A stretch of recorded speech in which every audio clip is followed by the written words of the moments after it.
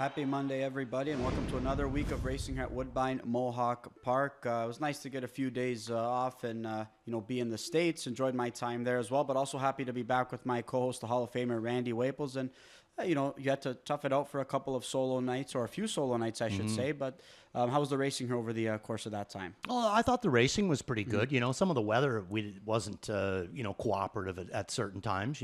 But for the most part, I thought the racing was good. I thought Saturday night was really good racing, and last night, it was chalky, unfortunately, last night. But it was still a good night. There were some winners to be out there. There was 11 of them. Yeah, not much, I guess, from a value standpoint from the win front. But No. I tell you what, solid handle night though. Yes. From what I saw. Yeah, it was just short of 1.7 on a Sunday night. So that was good. And like I said, Saturday night, it was, to me, it was nip and tuck whether or not we were even going to get to race, and we did. We got the whole card off, no problem. So, big shout out to the track crew and all the participants too. They worked hard. Yeah, same in Jersey. There was a stretch where we were going to get a lot of rain, and we did for a little bit of a stretch, but we were just hoping that it wouldn't last for too long. It came down pretty hard for a little bit, but some solid racing there as well. We got a chance to wrap up year-end, kind of the last big stakes night of the card, though, and we're going to look at and preview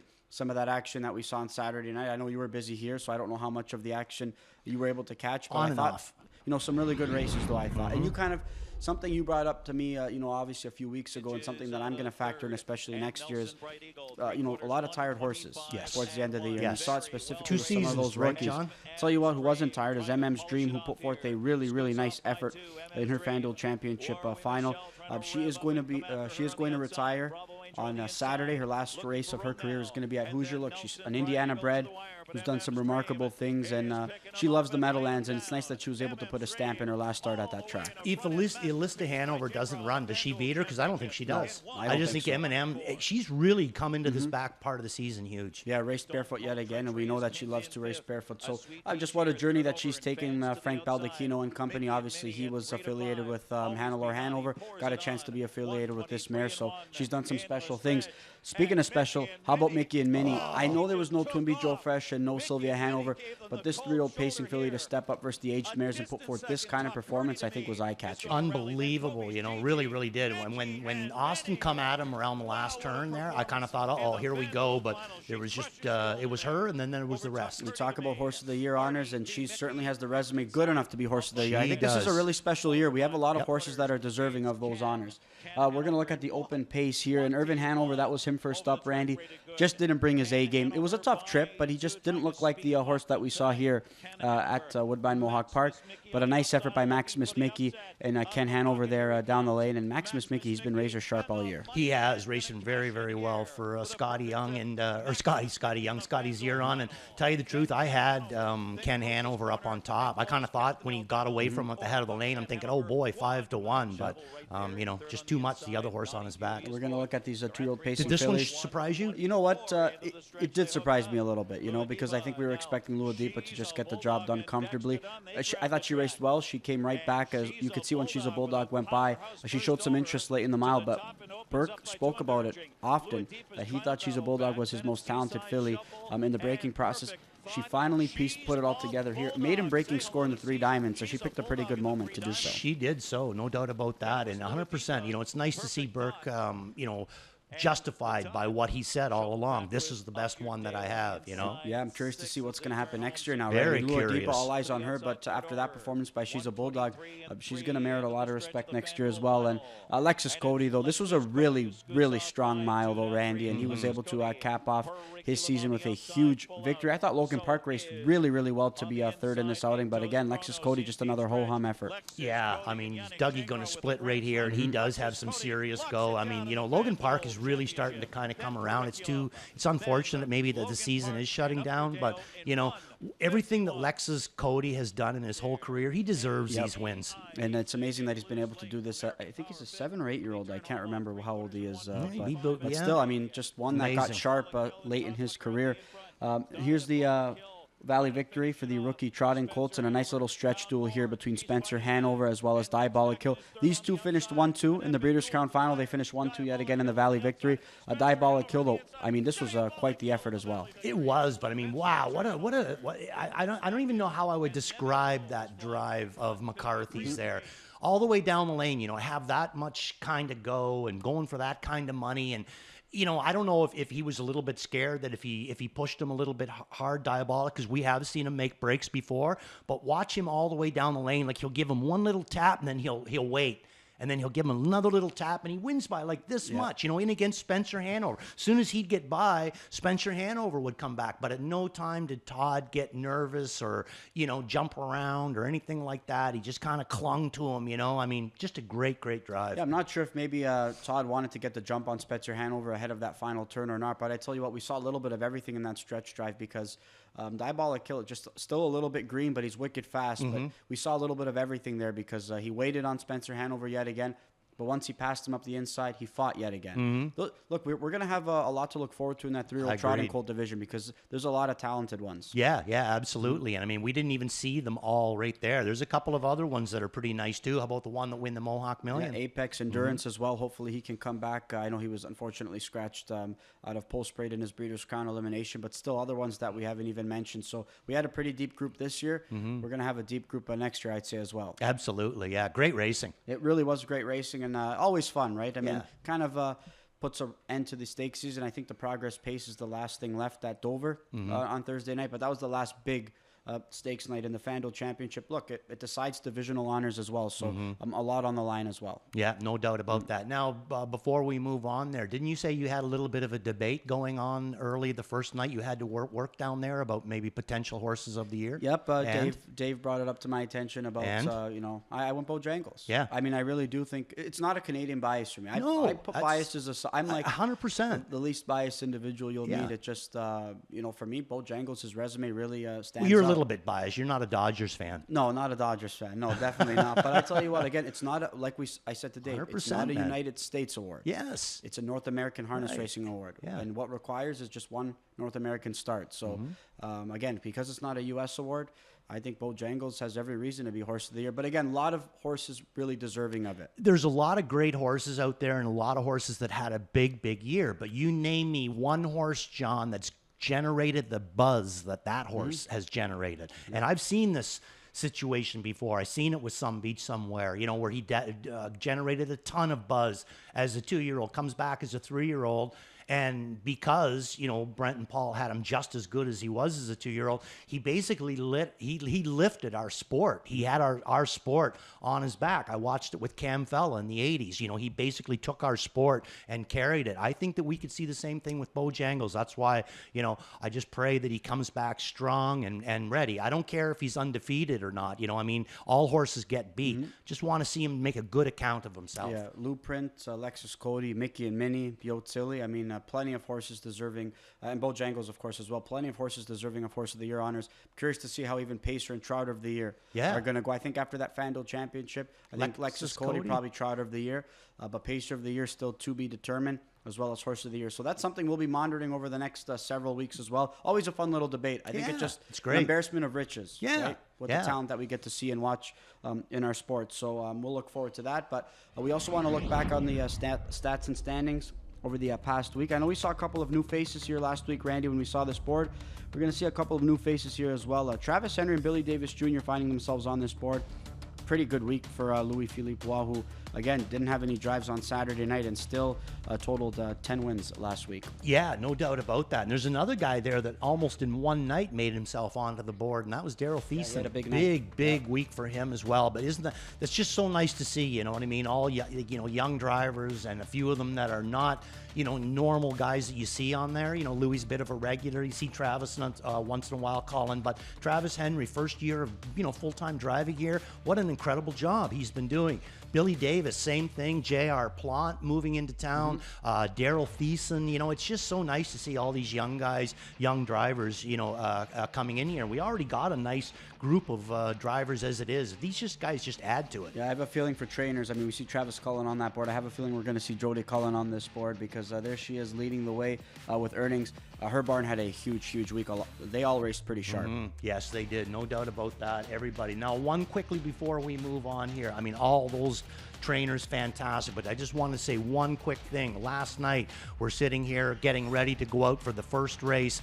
Who's paddocking all gas, no brakes, John? Victor Putty. That was amazing. I actually walked out down to him and said to him, like, you know, I mean, I'm sure that you got better things in your mind to do, but as a guy that's watched you, you know, his career and watched other, you know, trainers, you know, do the thing that they do, to see him in there paddocking that horse himself, I mean, it was amazing. And he had a big night. He had 2 wins on the night. So, you know, just little things that you see, but really means a lot to me, you know, to see him in there doing all that work all by himself. Yep, and a nice effort by All Gas No Brakes as well last night. So, you know, congrats to everybody on those boards from last week. Hopefully you can keep the momentum rolling. We're going to look to maybe start the momentum anew, or maybe, in your case, keep it, because you had 8 top choice winners last night, so you're going to hope to keep the ball rolling here on this Monday night program.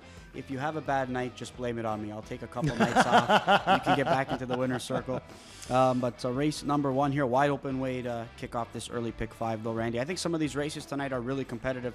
I like this card tonight. It's tricky, but I do like it. And we can see the current 5-2 favorite is going to be Call Me Parker. One that I thought raced up pretty well last time out, though. But there's one horse that you want to focus on in particular, and that's the 7-horse Supersonic Hanover. I, too, thought that was a pretty good effort. Which way are you going? I went to Pantofileo. Okay, all right. Okay, so I'm going to go Supersonic Hanover in here. I like the way that he raced in his last for JR and Blair Burgess, you know. And now he's going to take a bit of a drop down, right? This is non-winners of 3. Now he's going to not plummet, but come down into the non-winners of 2. So, you know, I thought that this was a really kind of a nice effort. I liked what he's done so far this year. Hasn't been doing much racing here, but his form has been good. 27 times that he's raced, and 13 times he's been on the board. So almost half of his start, he's made the board. 56 over Grand River. I think that sets him up into the 54 range here. So let's take a look at Supersonic Hanover tonight for and this last week for Blair Burgess and J.R. Plant. This is going to be J.R.'s first time driving Supersonic Hanover. And again, this is a son of Propulsion, one of my more favorite trotting breeds out there. So like I say, J.R. had the 4-hole.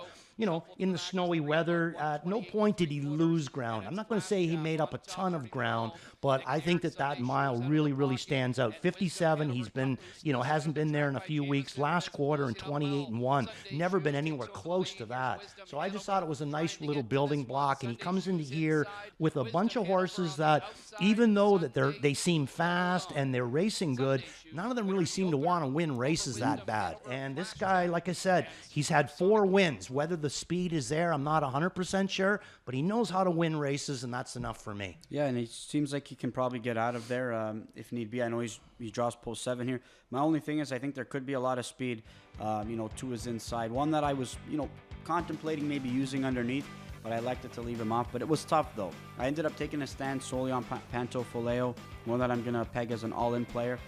Only because of what you said, because there's some horses that just struggle to find the winner's circle here. I really wanted to use Call Me Parker. I really liked that effort last time out. Huge. He draws the middle of the gate. We know how handy he is, but it's that glaring, you know, 1 for 37, a lifetime, right? So for me, while I wanted to use him on top, I said I'll just use him underneath, but I think he's going to be a big factor here. I agree. You got Call Me Parker in for the deuce? Yep. Yeah, me too. Same thing, and same reason. You know, I mean, he was locked in till late when Mario got out with him. I mean, he absolutely flew on the end of it. The problem is, though, is that, like John said, you know, 1 for 37. He's been a gazillion times. He's been in the right spot, just the same as he was last week. And, you know, maybe if he gets out 6 feet before the wire, he's able to get the job done. But you're not always going to be able to do that. So Call Me Parker. I'm throwing him in for the deuce as well. Yeah, an intriguing betting board here to kick things off. But again, I think it's a wide open way to kick off that early pick 5. We're going to move on to race number 2. That's going to be the second part of this early double. Another tricky race. I keep telling you, maiden trotters are tough for me to handicap. But I landed on the inside horse, Gucci Gucci Goo. I thought this son of Green Manalishi, I thought he raced well last time out. He stayed at it. I've backed him in a couple of outings, and I thought last time out was good enough where I said, you know what? I'm going to go back to him in this spot because, like the race prior, there's no real standout here. No, there's not. He came in this last race with a bit of a gap, too, right? October the 23rd to November the 10th. So he's also the way that I'm going to go to, Gucci Gucci Goo. And he's getting a shoeing change sent in tonight by Kyle Rule. They're going to take the flip-flops off of him and go to a set of steels up in front. So they're not going to the fastest of the shoes, but they're going to a faster shoe than what they had on. So it sounds to me like, they're happy with the way his front feet are now. But again, 0 for 29. But he's going to be my top pick in here. So let's take a look at the way that this guy raced in his last. Like I said, nothing, sensational, but he did have the 2-hole and got away from the gate, no problem. And to me, that's also a bit of a plus with him because you can see there has been a few times where he's made mistakes coming out of there. Not a good track to be on, but again, it didn't seem to affect him. So I think that taking the flip-flops off, he raced in flip-flops on a track like this. I was going to say. Now he's going to go to the steel up here. It's got to be a little easier for him tonight. Absolutely. I couldn't agree more with you there. I mean, once I saw that equipment change just before we started the pre-show, I said, okay, now I like him a little bit more because of that. And yeah, it was a really good effort for me. Again, just a step in the right direction. You could see Gold Digger was a dominant winner there. Looked a little bit bumpy, though, and didn't he go off stride in the start prior? Yeah. But Gucci Gucci Goo finishing up pretty well. I'll tell you what, who caught my eye, though. I thought Stormont Full of Life. I thought this gelded son of Green Manalishi, I really thought he was sneaky good on the end of it last time out. I don't know where he's going to be able to get away, but I love the fact that Travis has been aboard the last couple of starts.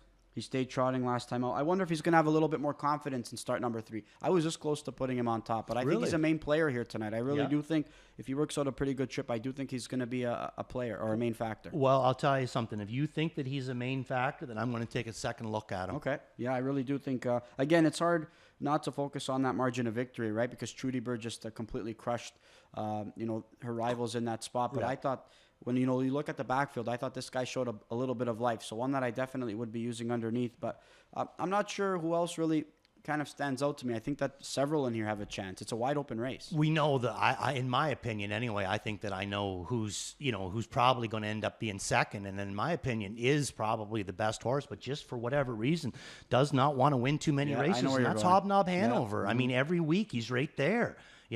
He's a nice, big, strong horse. Pat does a good job with him, but for whatever reason, he is so light on the win category. And I would, at no point when Hobnob Hanover wins the race am I going to be shocked. Nope, and this is probably a softer spot than what she's seen maybe in quite some time, right? I felt like I might have said that a few starts ago, but I think this spot in particular, you would have to say this could be the softest spot. But like you said, just a little bit too camera shy for me to back in this spot. We're going to move on to race number 4. That kicks off the pick 6 sequence.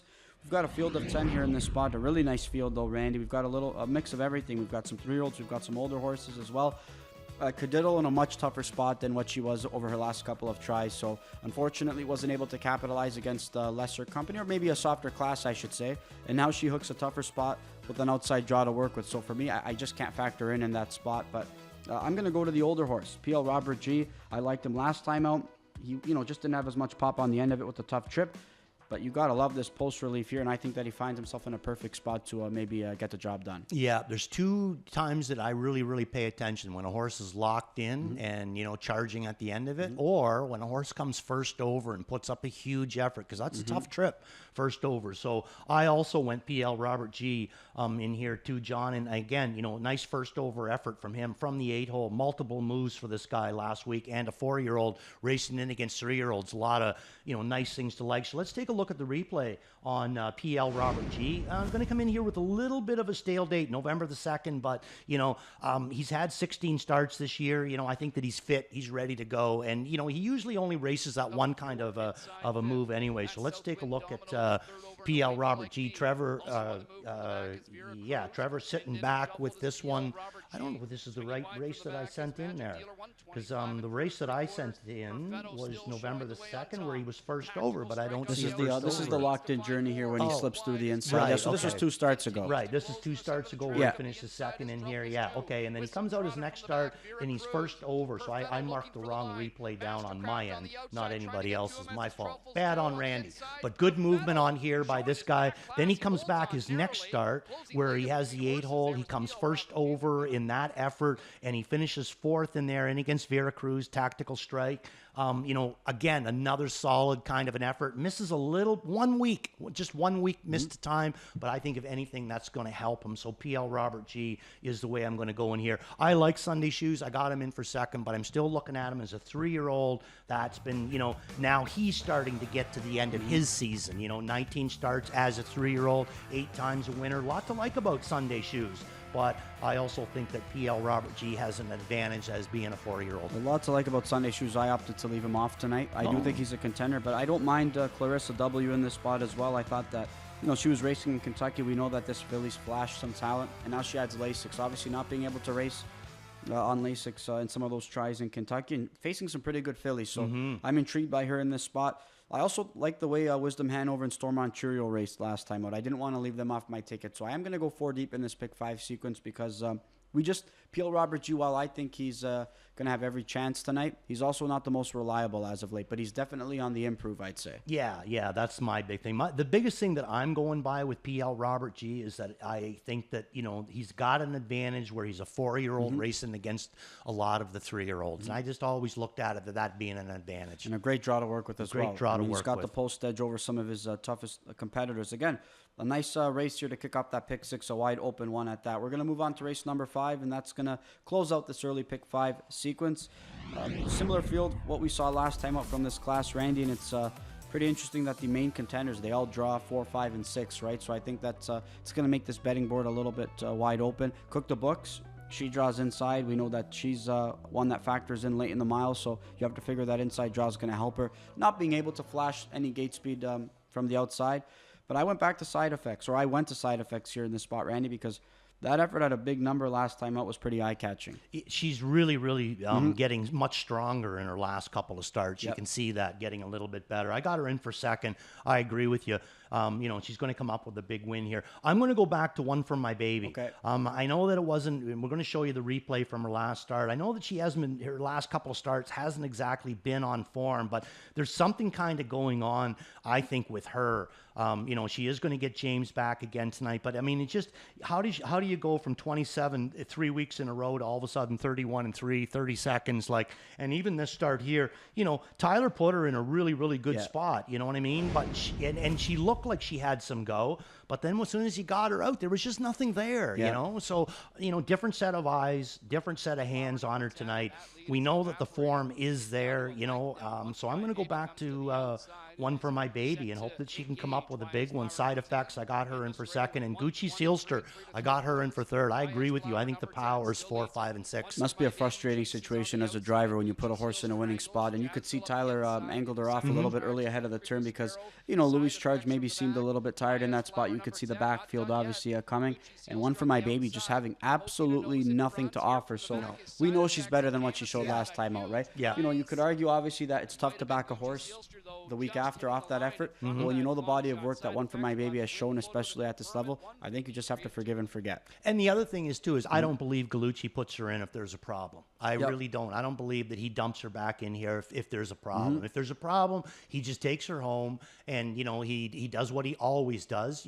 Fixes the problem. Might take a few weeks, then he brings them back to race here. He's not going to dump her back in 7 days. There's something kind of going on, and I think that I think that Nicky will have his finger on it, and maybe she'll be a little bit better in here tonight. Gucci Sealster, obviously we saw her get the job done with a narrowly over side effects.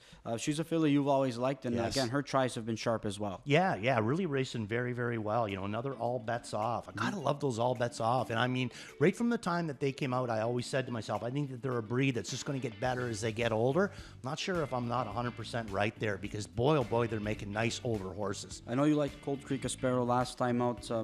She was a solid fourth last time out, but I think we probably expected a little bit more, given the trip and given where she drew last time out. But post 10 makes things a lot more tougher tonight. That was the whole thing, was the post 10 for me. I agree. I thought she should have been a little bit better in her last, but boy, oh boy, has she ever been racing good. But when I seen that outside post, she's going to have to do a whole lot of racing just to get herself into a good spot. Completely agree. All right, we're going to move on to race number 10, and that's going to close out that late pick 5. We've got a field of 6 here in this spot. This is a $30,000 to $40,000 claiming handicap.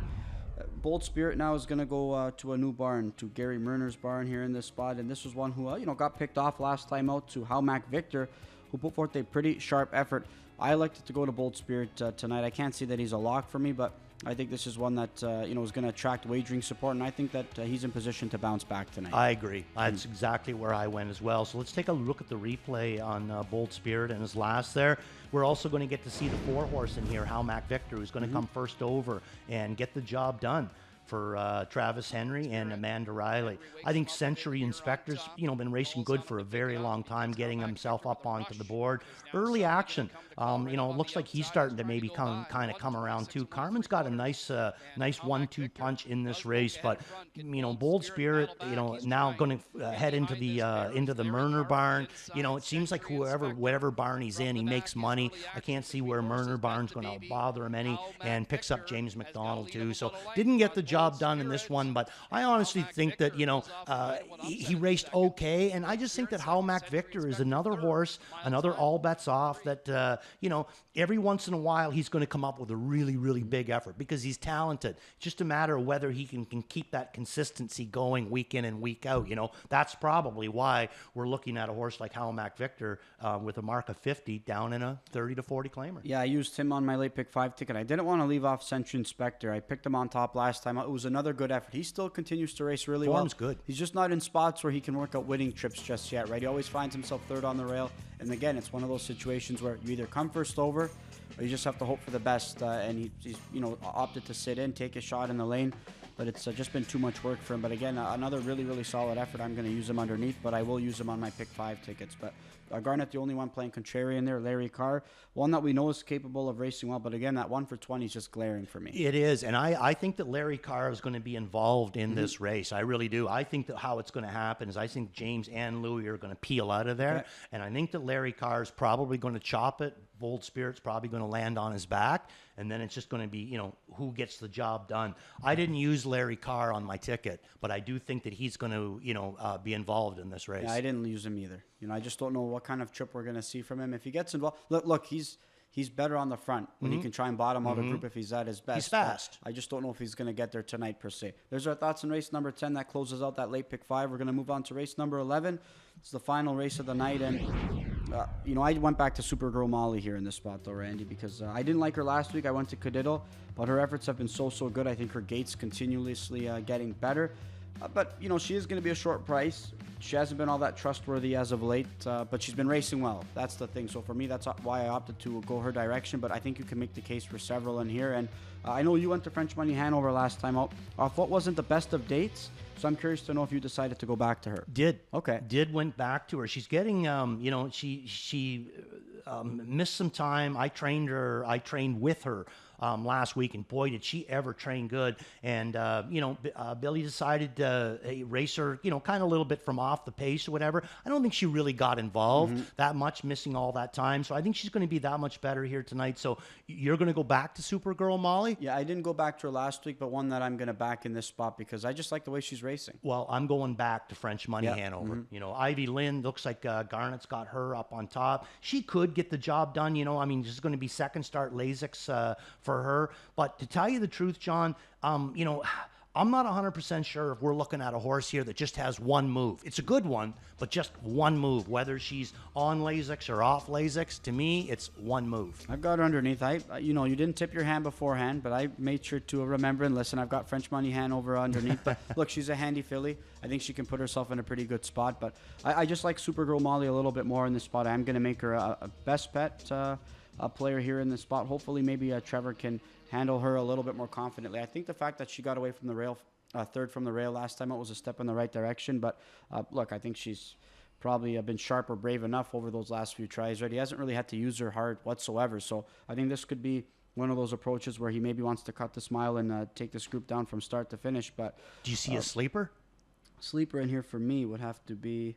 nobody else really stands out to me as a bit of a sleeper here. What say you? Okay, I'm going to say sleeper is the 8-horse, Shampoo Girl. Now, at different times, she has showed us ability. She's got a mark of 55, this year as a 3-year-old. Only the 17 starts to go by, but there's a few things that I like about her. Number one, she's going to go first start Lasix. I think that could be a real capitalization on this girl. I think Zeron has always liked her, and now that he's going to go Lasix on her, we could start to see some consistency. But he's also going to make a few other changes too. He's going to go from blind to blinkers on her tonight, and he's going to take the screen off of her. So there's a lot of changes being made on this girl tonight, and I threw her in on the bottom before I knew about these changes. I knew about the Lasix, obviously, but not about the equipment changes. If I had it to do all over again, I'm not going to say that I got to put her on top, but I'll guarantee you she's a lot closer to being on top than sitting fourth on my ticket right now. I think that she's a real sleeper in here. And Ivy Lynn going to be racing on Lasix for the second time. A nice, easy trip last time out. I know how much you say that you like those easy efforts when you race on Lasix for the first time, but I just didn't see enough pop at the end of her mile last time out. But maybe it's going to be a little bit different here. I know Garnet really likes her going to as a spot play here, but I just wanted to see a little bit more, but albeit this is a better spot for her. It is a better spot, you know what I mean? And I agree. I just agree with you. I mean, she did absolutely nothing last week. She had the rail, gets away ninth, goes the first quarter in 30 seconds, and then she does go a third quarter in 28 seconds, and then 30 seconds on the end of it. To me, it's the same line as before the Lasix, so I just don't see a big improvement there yet. Level of competition, absolutely, she's dropping down, but I just don't see the big improvement with the Lasix just yet. Should have seen something on the end of it. Completely agree there. All right, there's our thoughts after race number 11, and there's our preview on this 11 pack for a Monday night. Let's preview some pick 5 tickets as well. And Randy, let's start off with you. Okay, going to start off in race number 1 with a single, John. You know me, I love my single. Supersonic Hanover. This is either going to be a good night or it's going to start out really bad. Big drop down, I think, for this guy. Level of talent, and I like him in here. So he's going to be my top pick in race number 1. And then race number 3, I'm going to single I Believe in Angels. I think she's back in a real good spot in there. PL Robert G and Sunday Shoes in race number 4, and I'm all in race number 5, John. I'm using one for my baby up on top, and I'm not saying I trust her, so I'm just going to take a shot with 10 of them. If I can make it this far in all the last leg, I'm going to hope for a price. You and I both taking the same approach in the opener with the single. I'm going all in on Pantofoleo.